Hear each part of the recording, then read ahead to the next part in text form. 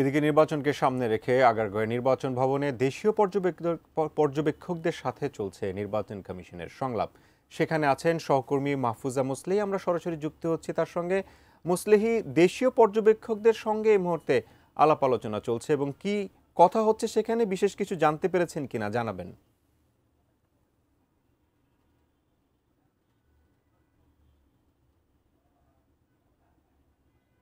সাকর, যেটি জানিয়েছিলাম যে সকাল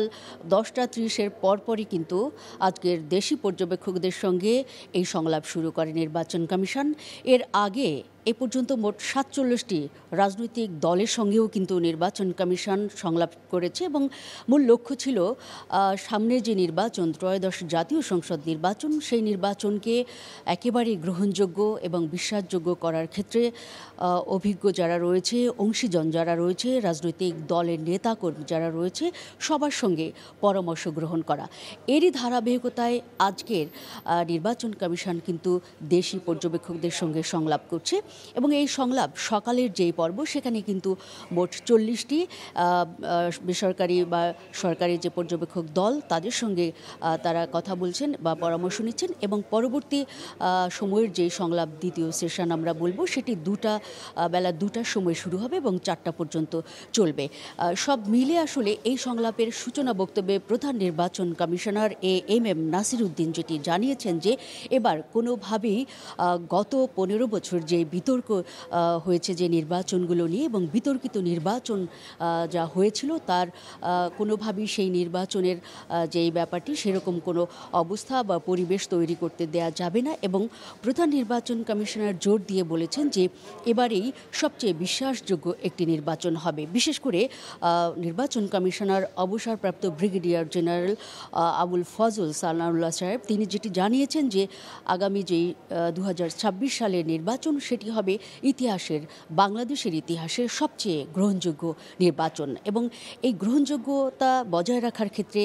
নির্বাচন কমিশন নানান পদক্ষেপ নিয়েছে এবং এক্ষেত্রে রাজনৈতিক দলের নেতাকর্মী বা যারা রয়েছেন যে বাধাগ্রস্ত করবেন, তাদের কোনোভাবে ছাড় দেওয়া হবে না বলেও তিনি জানিয়েছেন। নানান রকমের আইন শৃঙ্খলা বাহিনীর যেই সব কঠোর পদক্ষেপ রয়েছে, সেগুলো সম্পর্কেও তিনি নিশ্চিত করেছেন এবং নির্বাচন কমিশন থেকে আজকের সংলাপে যেটি জানানো হয়েছে, পর্যবেক্ষক যারা রয়েছেন, বিশেষ করে দেশি পর্যবেক্ষক, তারা যাতে কোনোভাবেই ভুয়ামির আশ্রয় না নিতে পারেন বা ভুয়া পর্যবেক্ষক যাতে চিহ্নিত করা সম্ভব হয়, সেজন্য কিন্তু QR কোড তাদের ID কার্ডে দেওয়া হবে এবং এটির মধ্য দিয়ে মূলত তাদেরকে চিহ্নিত করা হবে এবং কোনোভাবেই এই নির্বাচনের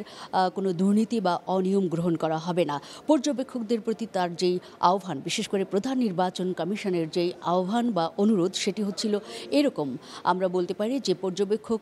যারা রয়েছেন তাদের প্রতি তিনি উদাত্ত আহ্বান জানিয়েছেন যে তারা যেন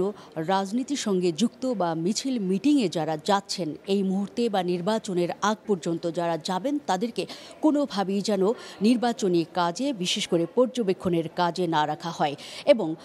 যথার্থ, উপযুক্ত এবং দক্ষ নির্বাচন কমিশনের যেই